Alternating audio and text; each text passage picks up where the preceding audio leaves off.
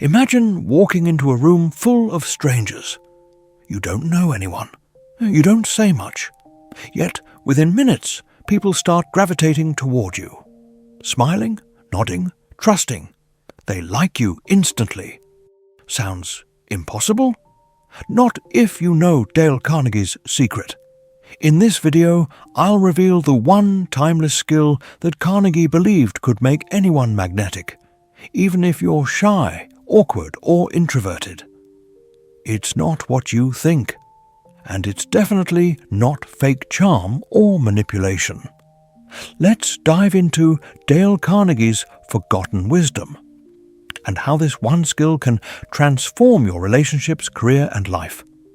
Before we get into the skill itself, let's step back and understand the man behind the wisdom. Dale Carnegie wasn't born into wealth. He grew up poor on a Missouri farm in the late 1800s. His early life was far from glamorous, waking up at 4 a.m. to milk cows, walking miles to attend school.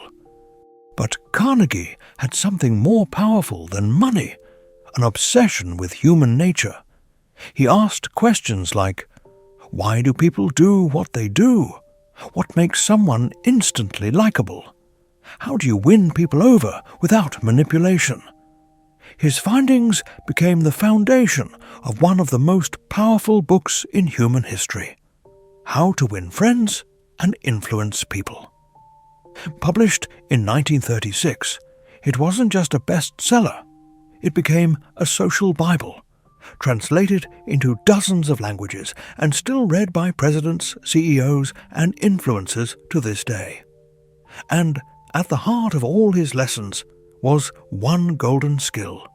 The one skill Dale Carnegie believed could make anyone instantly likable was this: show a genuine interest in other people. Not fake curiosity, not shallow compliments. Real, sincere interest. Carnegie wrote, "You can make more friends in 2 months by becoming interested in other people than you can in 2 years by trying to get people interested in you." Let that sink in.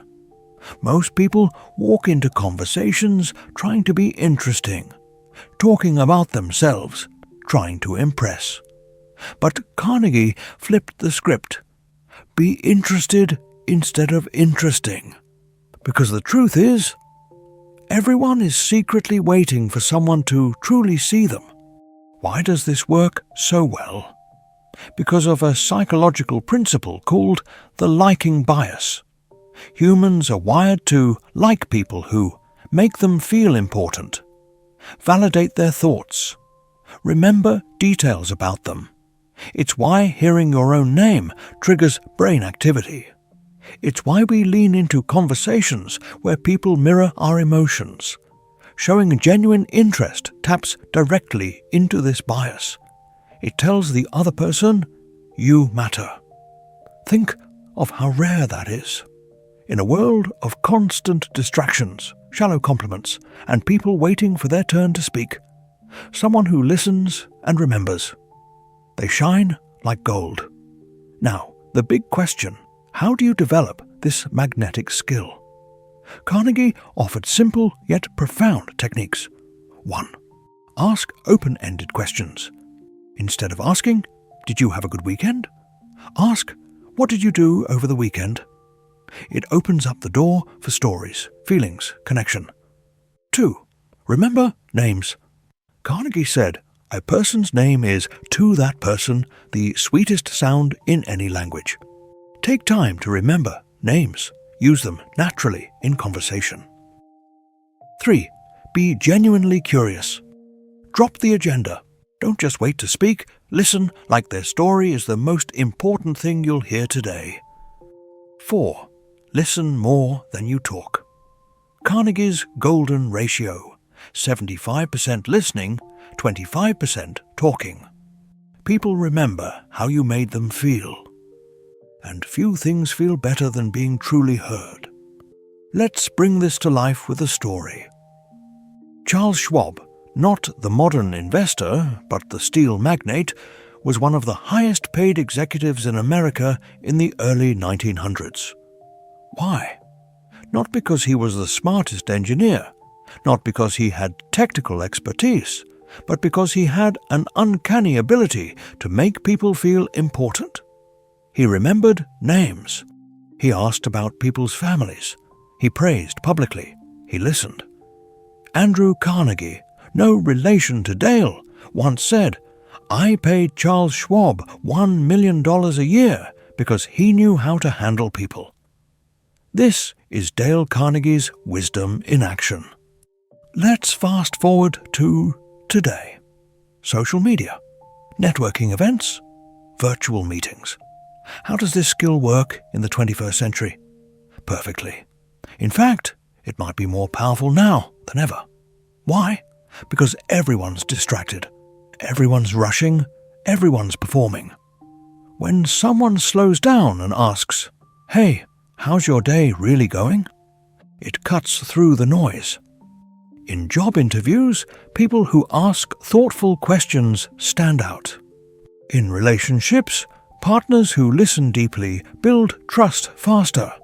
In business, salespeople who care about client goals, not just quotas, build loyalty. Here's the kicker.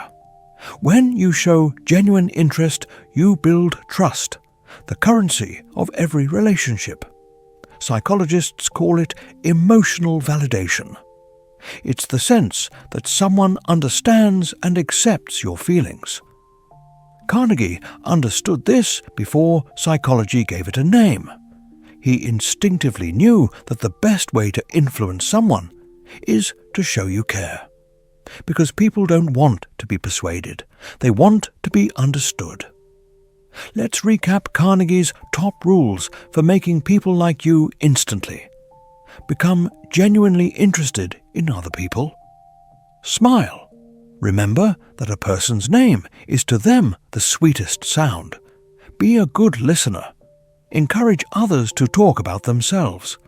Talk in terms of the other person's interests. Make the other person feel important, and do it sincerely. Master these, and likability becomes effortless. Equally important as what to do is what to avoid. You see, being genuinely likable isn't just about what you say, it's about what you don't do. These subtle mistakes can silently sabotage your efforts, even when your intentions are good. Let's break them down.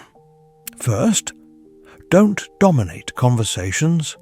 Nobody enjoys being around someone who turns every interaction into a monologue. When you do all the talking, you're not connecting, you're broadcasting. People want to feel heard. They want space to share their stories, their opinions, their feelings. So instead of waiting for your turn to speak, listen to understand, not just to respond. Second, don't fake interest. You can't cheat this. People feel when you're being insincere. Through your tone, your body language, even your eyes. Nodding while looking at your phone. Asking a question just to appear polite. That's not curiosity, that's theatre. And it backfires. If you truly can't connect with a topic or person, it's better to be politely brief than to fake your way through it. Third, don't constantly bring things back to yourself. We all know someone who does this. You tell a story about your dog, and suddenly they're talking about their dog. You mention a tough day, and they interrupt with an even tougher one. It feels like a competition, not a conversation. Instead, try staying with their story for a while. Ask follow-up questions. Dig deeper. It shows respect, and it builds connection. Fourth, don't give empty compliments. A compliment with no substance is just noise. Saying, "You're amazing," or "That's cool," without context can feel hollow, even manipulative. But when you say, "I admire how patient you were with that client," or "I love how creative your ideas are in meetings," that's real. That's specific. That's felt. Genuine praise hits deeper than flattery ever could. Remember this. Being likable isn't about performing. It's about being present. It's about treating people like they matter. Not because you want something, but because they do. When you avoid these silent killers of connection, you create space for something real. And that's where likability truly lives, in sincerity, in humility, and in curiosity. Carnegie once said, "The royal road to a person's heart is to talk about the things they treasure most." You're not trying to impress. You're trying to connect. Let's zoom out for a moment. Mastering just one skill, the ability to show genuine interest in others, does far more than just make you likable. It's a quiet superpower that can transform every corner of your life. When you become genuinely curious about others, something magical happens. You don't just appear more friendly, you become someone people naturally gravitate toward. Why? Because everyone, deep down, wants to be seen, heard, and understood. In your relationships, you become a better partner, more attentive, more empathetic, more present. In your friendships, you attract better people, those who value connection over convenience. At work, you become more persuasive, more trusted, and more influential, because people listen to those who listen to them. Even in short, random encounters, a cab ride, a coffee shop, a networking event, you make deeper connections in less time, turning ordinary moments into memorable ones. And here's the best part. You don't need money. You don't need fame. You don't need to be the most attractive person in the room. All you need is genuine curiosity, the willingness to look someone in the eye and silently say, "You matter. I want to understand you." That one shift from self-focused to others-focused can change your conversations, your opportunities, your entire life. Because when you take a genuine interest in others, people remember how you made them feel. And that, in the end, is what makes you unforgettable. Here's an advanced trick. Even in disagreements, showing genuine interest disarms people. Instead of saying, "You're wrong," say, "Help me understand how you see it." That one shift turns enemies into collaborators. Because interest is a bridge, even in conflict. Carnegie was famous for turning critics into friends, not through arguments, but through empathy. A young Carnegie student once sat beside a grumpy old man on a train. Most passengers avoided him, but the student remembered Carnegie's rule: be genuinely interested. So he asked the man a question about his walking stick. The old man's eyes lit up. He shared stories, laughed, opened up about his life. At the end of the ride, the man said, "Young man, I don't know your name, but you've given me one of the best conversations of my life." That's the power of this skill. Dale Carnegie didn't promise tricks or tactics. He offered something deeper, a mindset. When you start seeing every person as a mystery worth discovering. When you listen not to reply, but to understand. When you ask, remember, and care. You become unforgettable. This one skill, showing genuine interest, doesn't just make you likable, it makes you magnetic. In a world starving for connection, be the person who truly sees others, and they will never forget you. Now, let's explore something fascinating: how Carnegie's principles align with what modern psychology tells us today. Dr. Vanessa Bones, a behavioral scientist at Cornell University, conducted multiple studies on how people underestimate their ability to make others feel good with small acts of kindness. One study showed that when people gave compliments, they believed the recipient would feel awkward, but in reality, the recipients felt deeply appreciated. This backs Carnegie's belief that sincere praise, when given with humility and authenticity, is like water in the desert of human relationships. So, what's stopping most of us from using this power daily? Fear. Fear of judgment. Fear of rejection. Fear that we'll come off as needy or fake. But let's flip that. When you give someone the gift of attention, real, undivided attention, you stand out in a world addicted to distraction. Here's a real-world application. Imagine you're on a Zoom call with your team. Everyone is multitasking. One guy is checking his emails. Another is texting under the desk. But you're fully present. You nod. You ask thoughtful follow-up questions. You say their name when responding. After the call, the person you interacted with remembers you, not because you had the best idea, but because you saw them. That's Carnegie's magic. Now, let's shift gears and talk about how this one skill, making people feel important, doesn't just apply to your personal life. It's a powerhouse in business too.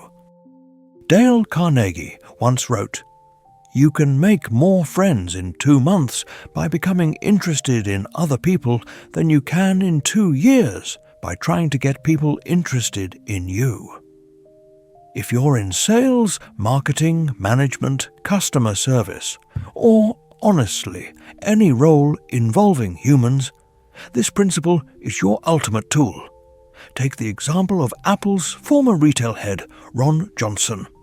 He instructed Apple Store staff to approach every customer with empathy, to feel their needs, not just sell products. The result? Apple stores became not just shopping experiences, but emotional sanctuaries. Sales exploded. Loyalty soared. The same principle applies whether you run a business, teach a classroom, or lead a team of 5. People crave acknowledgement. And when you offer it, you become more than a colleague. You become unforgettable. Now, let's go even deeper. You might be wondering, is there a limit to being likable? Can being too agreeable or focused on others make you seem like a pushover? Excellent question. Carnegie never suggested becoming a doormat. In fact, he taught that being likable doesn't mean you avoid conflict. It means you handle conflict with grace, empathy, and respect. Let's look at another real story. Abraham Lincoln, who Carnegie often admired, once wrote a scathing letter to one of his generals, George Meade, for not pursuing General Lee after the Battle of Gettysburg. But he never sent it. Why? Lincoln realized that attacking Meade would only create resentment, not improvement. That's pure Carnegie thinking. Choose influence over ego. So, the next time someone frustrates you, your co-worker misses a deadline, your friend forgets a promise, pause. Ask yourself, will pointing out their mistakes strengthen or weaken our connection? Now, let's talk about something even more powerful, the law of psychological reciprocity. This law, backed by Carnegie's teachings and modern science, states, when you make people feel good, they're naturally inclined to return the favor. You don't have to ask, you don't have to beg. They just want to help you. Think about it. When someone makes you feel genuinely respected, don't you instinctively want to do the same for them? That's why building rapport and likability isn't manipulative, it's human. Let's summarize Carnegie's golden tactics into a real-world checklist, something you can use today. Smile, but not just with your lips. Smile with your voice, your eyes, your energy. Remember names, it's the sweetest sound to any person. Ask questions, not surface level, but ones that reveal depth. What inspired you to start this job is better than, what do you do? Listen and reflect back what they say. It sounds like that project was really stressful for you. Sincerely praise, find a specific thing and highlight it. You handled that call with so much patience. I learned something from you. Now, imagine doing this for just one person today. What if you did this consistently, every day, with every person you meet? Your network would grow, your confidence would skyrocket, and opportunities would begin chasing you instead of the other way around. Before we wrap up, let's reflect on something deeper. Dale Carnegie's teachings weren't just about success. They were about humanity. He believed that behind every action, even the difficult, angry, stubborn ones, is a person who wants to feel seen, heard, and valued. When you master this one skill, the ability to make people feel important, you don't just become likable, you become invaluable. So here's your challenge. This week, pick one person, a co-worker, a client, a friend, and go out of your way to make them feel important. Don't expect anything back. Just do it because you can. And then watch what happens. Because the moment you shift the spotlight from yourself to others, everything changes. That's the Dale Carnegie way. If this video gave you something to think about, something to act on, hit that like button and subscribe for more timeless wisdom. Until next time, stay kind, stay curious, and never underestimate the power of making someone feel truly seen.